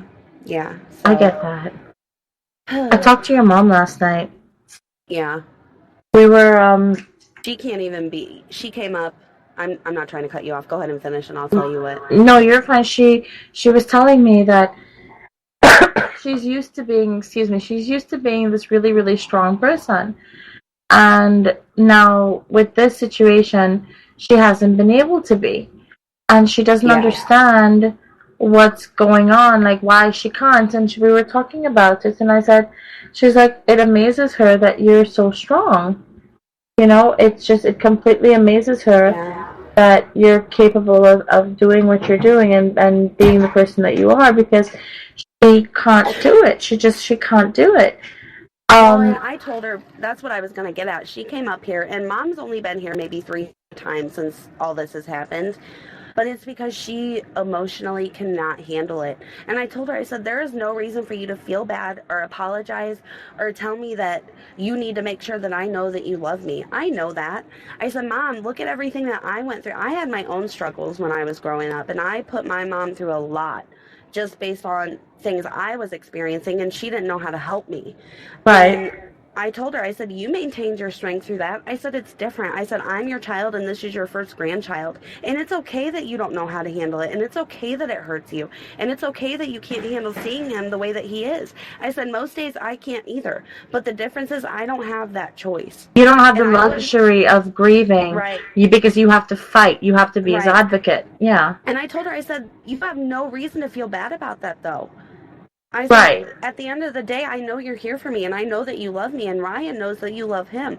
I said, but everybody has things that they just cannot handle. And I said, and I don't expect anybody to be able to handle this because I have a hard time handling it. No, she's handling it, actually. I think she's doing better at handling it because she's... I mean, as far as her being around... breaking down every time, yeah. Her being able to see him, and, yeah. You know, it's just, like I said, everybody has their own ways of... Yeah, that's her first grandbaby. That's her firstborn. I can't. Yeah. Her firstborn child's first child. Right. You know, her hope. She I know. It's she's like she said. That's her heart. She doesn't know. It's like, you know, a grandparent will always love their kids. Their kids are going to be their priority, right? Like, but their grandkids. When the grandkids come along, the grandkids become the first priority and the kids take second, you know? Well, and I think, too, a lot of it is my mom wants to be able to fix everything. And right now, it's the same way I feel. I have no control over what is going on with him. I can't fix him. I can't fix his disease. I can't fix what he's going through right now. All I can do is be with him and encourage him and support him and speak for him and advocate for him and fight for him. And that's what I'm doing. And it just sucks when you know that there is literally nothing you can do to fix it. And if I didn't understand my mom ever before, I completely understand her now because I'm experiencing everything she's already experienced, and I'm experiencing what she's going through with her. So it's very hard, but you know, it's just we can only do what we can do, and I'm just hoping and praying that people really start understanding. I'm not, like, if I know you're doing something wrong, you're gonna know about it, and until you do it right, I'm gonna be that little fly in your face, like, not going away. Right. It doesn't matter. I don't care how irritating I am. I don't care if I piss you off. I don't care. Because this is my kid, and it's not your kid, so the way you feel about it isn't going to be the way that I do. And two, these doctors see children pass every day. They see horrible, horrible things to where, you know, they're almost immune to feeling. They're not immune, but they have to detach themselves in order to be competent. Yeah, exactly. And that's the thing. You guys don't understand to a certain... You just don't, because it's not your child. Yeah. So, and that's exactly what I told Dr. Freese. I said, I will do whatever I have to do for him. And if that means I make somebody mad, if that means that I overstep my boundaries, if that's your opinion, I don't care, because that's what he needs. And when Ryan had that episode on Sunday, now you know Nick, and you know Nick doesn't really... Nick comforts me. Go ahead. Hold on. John, on Sunday, there was a respiratory... You tell him, Allie. Oh, is John with you? Yeah. There was a respiratory therapist that came in the room, and within like 2 minutes, she was going to start his treatment. And within like 2 minutes of her being in there, Ryan started to act lethargic. He just wasn't acting like himself. His numbers started dropping, and for a good minute to a minute and a half, she was telling me that he was fine, and it was just the lead that was messed up on his toe. And it got to a point where she wasn't assessing him. She wasn't paying attention to him. She was more focused on taking the probe off his toe and putting it back on to see if the numbers would change, that he completely stopped breathing, and they had to come in and resuscitate him. He coded. And she was like, and then she lied when the doctors came in. She lied and said she doesn't know what happened. When they rechecked the information, they realized that his numbers had been dropping systematically for at least 55 seconds, and she was in there and she just didn't notice it because even though Ali was telling her to look at him, she was just looking at the machinery. Ali had to run outside before he started coding and scream for the... Some doctors depend, therapists depend on... And that's stupid, because the thing is, she has now compromised Ryan to the point where, like, he's coded, he's weaker, and we still have to wait a good 6 weeks or 5 weeks for his medication to come in that can save his life. Yeah. So it's Well, and that's what I basically was gonna progressed say, his illness. Yeah. Well, and All right, we have to actually break. We have to break for commercial, because we're about 10 minutes late on the commercial break, and we have to pay those bills. But when we come back, we will discuss exactly what you were going to tell me just now. I'm sorry, I didn't mean to cut you off. Yep. No, you're fine. After these messages from our sponsors.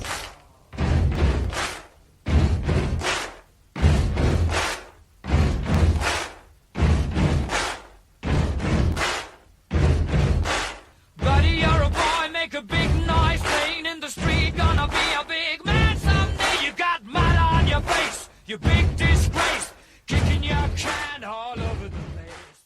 Are you hangry? Know the signs. Uncontrollable yelling. Why aren't you egg rolls? Hallucination. Sushi. Pants discomfort. I hate you, pants. Hangry. It can happen to anyone. Fortunately, there's E24, the app that tells hunger to shut up. Egg rolls. Thanks, Snoop. E24. In my medical opinion, it's the best way to order food online, baby. Hey everyone, as you all know, summer is now here and everyone wants sexy summer skin. I'm partnered with Rodan & Fields, the #2 premium skincare company in the US. We have some fun treats for you guys. Check out my website at www.ewinters.myrandf.com. But wait, there's more. Join as a preferred customer to get 10% off and free shipping for all these amazing products that I'm currently obsessing over. Or email me for a free mini facial or free consultation at ewintersrf@gmail.com to get your sexy summer glow. Hey everyone, I want to tell you all about an amazing salon. Joyce's, located at 132 Ferry Street in Everett, Massachusetts. Joyce's specializes in the latest techniques in coloring, styling, cutting, and beach waves. Joyce's features Sukesha all-natural nutrient products and organic color. Joyce's full-service spa and salon, located at 132 Ferry Street, Everett, Massachusetts. 617-387-6688. Specializing in you.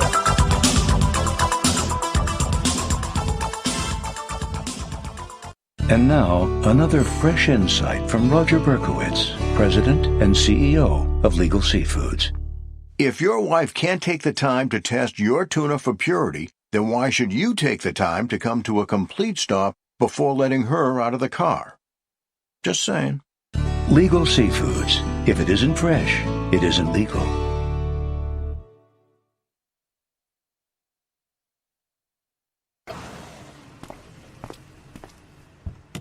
Hey, Dan. How's the day going so far? My day couldn't be better. You pull up less than 3 minutes after I open my Lyft app, and how do you greet me? With a kind hello? Just delightful. Great. Care for a cookie? A cookie? A chocolate chip cookie? You know, I'd love one. Sure. Hey, let me ask you something. How did you know I love this song? I mean, come on, it's the Cold War kids. Everybody loves them. Whoa! Who taught this guy how to merge? That was a fantastic merge! Couldn't agree more. That's it? That's all this costs? What's this thing running on? Smiles and high fives? You son of Mike, I love you! Thanks. Have a great day. Lyft. Driving you happy. Just download and go.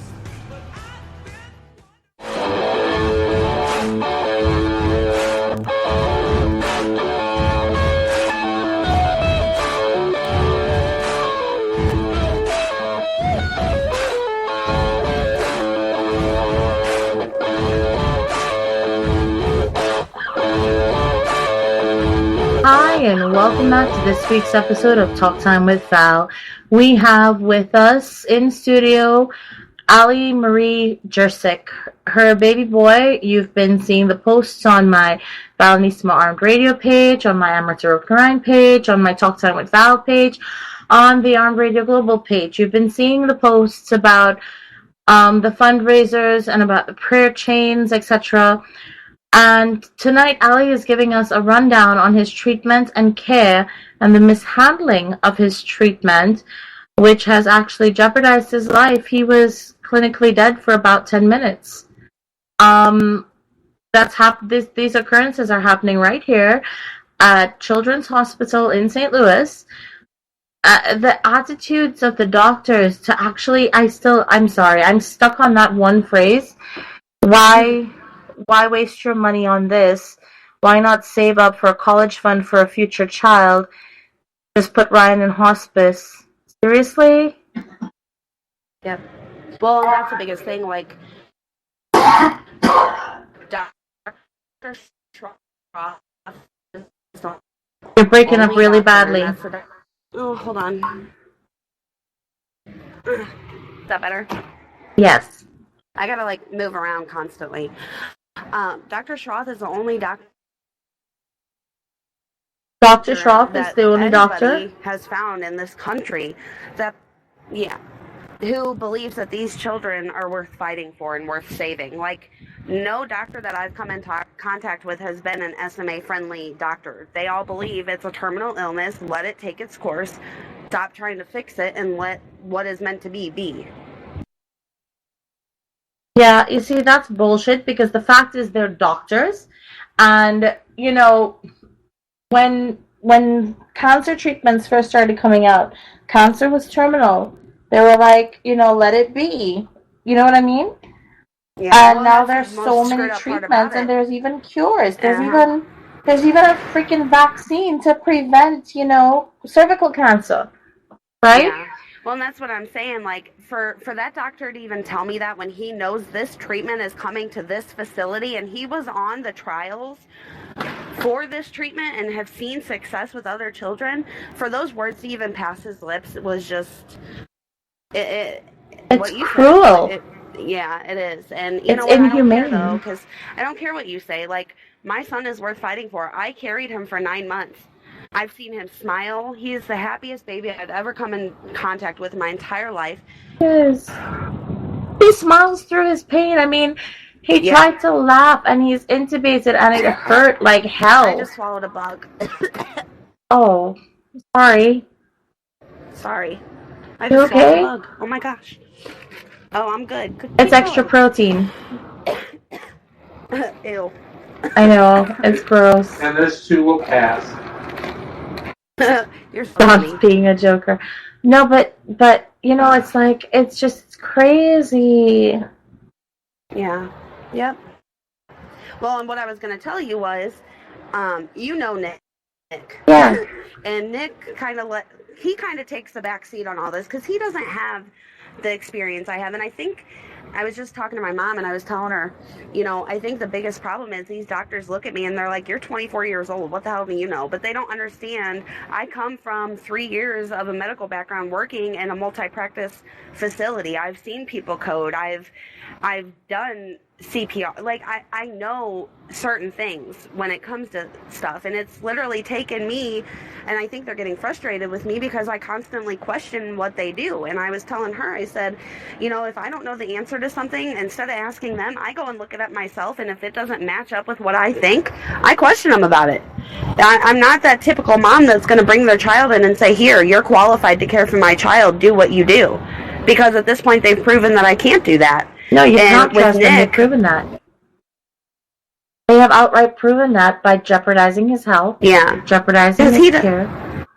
Yeah. This is ridiculous. I don't understand. I don't understand the mentality. And the fact is, you think of Children's Hospital and you think they must be the most caring. Well, they're supposed to be one of the top in the country. And, that's the thing. Like, I'm not saying, okay, that this hospital is not a good hospital, and I'm not saying that they're not qualified to care for children. What I'm saying is my son's condition and what he is going through is completely complex, and they need outside resources to help them. It's and a that has been unique proven. Case. It's a very rare and extremely unique case. Yeah. Well, and with Nick, you know, like I said, he kind of takes the back seat. He doesn't really voice his opinions. He doesn't really talk because he doesn't understand things the way that I do. He doesn't necessarily know. So Nick's role in all of this is show Ryan love, support Allie, comfort her when she needs it, and be the man that I need to be for Allie and my son. And that's kind of his role on it. And I'm the one that's like the aggressor, like in people's faces, like, no, that's not okay. No, this needs to change. Stuff like that. And of course, Nick will back me up. Right. But when we had that episode on Sunday, when Nick was in the room, I started screaming at her when he stopped breathing, why in the hell didn't you listen to me? And he starts screaming at her, why isn't anybody in this damn hospital listening to anything she has to say? She knows what she's talking about. This is bullshit. Blah, blah, blah, blah, blah. Well, then we're standing outside the room, and this one male nurse walks up, and I'm cussing, of course, because I'm mad. And he tells me I need to lower my voice and watch my mouth.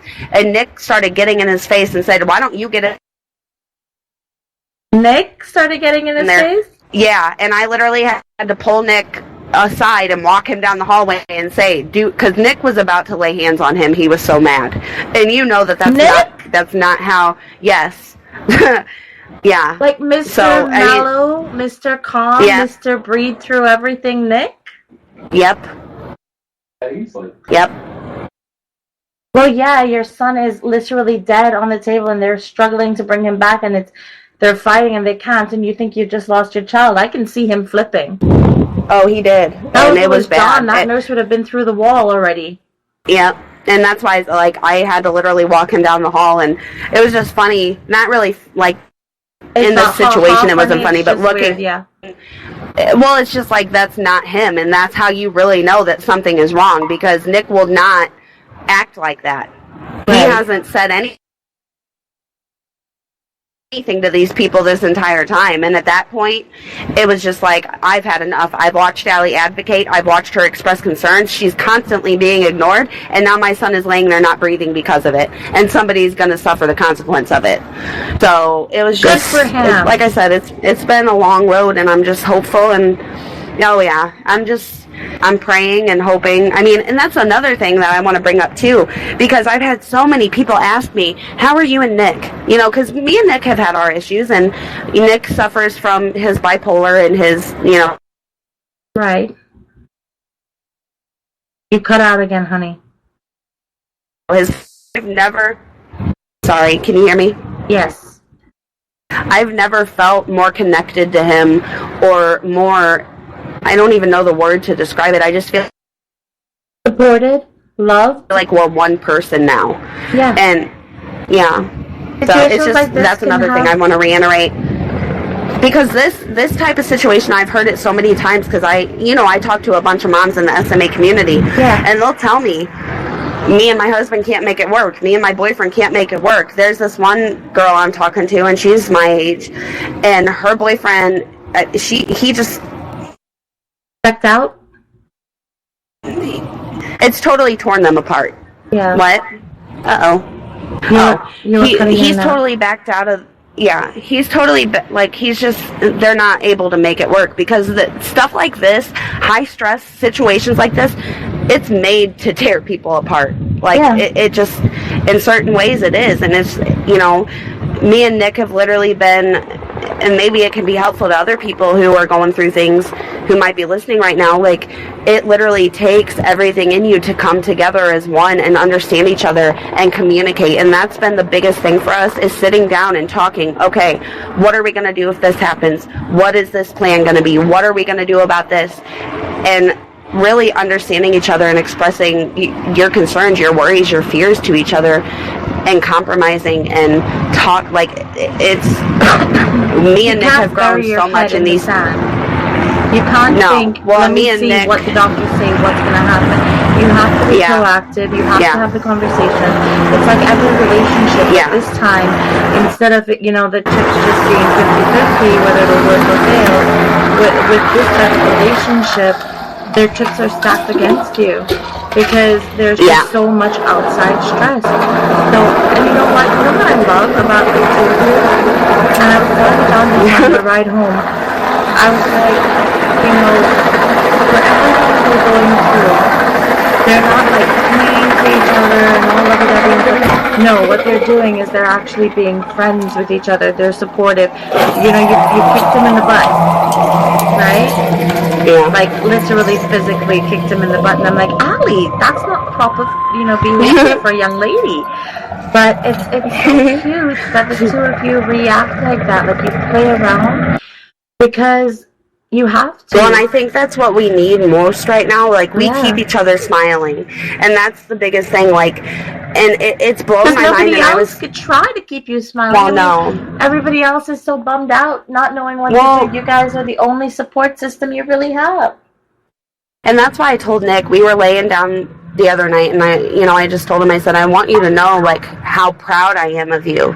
Like, I've seen you when things were going fine and you were just at such a low point, like you just didn't care about anything. I said, you've held strong this entire time. You've been supportive. You've been here. You've been involved in every aspect of everything that's been going on. And you're doing everything the way that you were supposed to be doing. I said, and I know it's hard for you. And I know how much you struggle with the things that you go through internally. And I said, you know, it just, I can't express enough how proud you are. Oh, she just accidentally muted her speaker again. But there you go. You're back. You can't express how proud you are. Yeah, I'm just.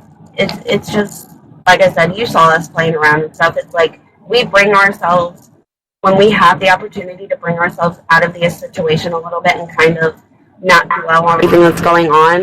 Do you guys ever pray together? Nick doesn't, Nick is not like a believer of faith, but he will pray with people and he will accept that because that is what they, and we were talking about that the other day actually, and he said, you know, I will never ever tell somebody they're wrong for doing those things, and if, you know, anytime somebody tells me they're praying for Ryan, even though it's not what I believe, it still means a lot to me because that's what they believe will help him. And you know, it just, like I said, it's completely just, it's made me love him that much more, seeing. It shows a maturity and a wisdom that goes beyond, beyond Nick, the Nick that we know. Yeah, exactly. Exactly. And I think that's, like I said, you know, when we're in situations where we have a moment to just breathe, we don't fight. Me and Nick never fight. Like, we don't, because life's too short. And I think that's the main thing that we've learned through all of this. Like, we have to focus on what matters. And none of this petty drama, none of the stupid little arguments about, why did you eat my food, or why is this not put back where you took it from? Like, none of that matters anymore. And if there's one thing I can express to anybody, it would just be to be thankful every single day for what you have and who you have, because you never know when it could be gone, and you never know when something is going to happen that's going to completely change your life. And there is no time to dwell in sadness. There's no time to not be happy and not be grateful for your life, because every life is precious, and there is a reason you're on this earth, and there is a reason that you're living, and there's a reason God put you here, and you have to acknowledge that. I mean, like I said, it's just completely changed everything. There is an old quote that says, happiness is being grateful for what you have. Yep. And me and Nick don't, I mean, you know, we haven't, I had to quit my job, and you know, because Deb told you, they're holding my position for me no matter how long it takes for me to be able to come back. Yeah. I have that job. And Nick, you know, we haven't been able to work in almost 2 months. And with all of that outside stress, like, it is so hard managing our outside lives, being in the setting we're in right now, that everything you've done, everything Mom's doing, everything everybody that is supporting us and going through this with us is doing, takes so much more stress off of us than I think people even really realize, because we haven't been able to maintain our bills. We haven't been able to maintain our home. We haven't been able to do any of those things without everybody else. You shouldn't have to worry about that. That's why I told you, let me worry about, that. You need to focus on being I there know, with but your son that's and just fighting. another thing that I'm expressing is just people are good, God is good, life is good.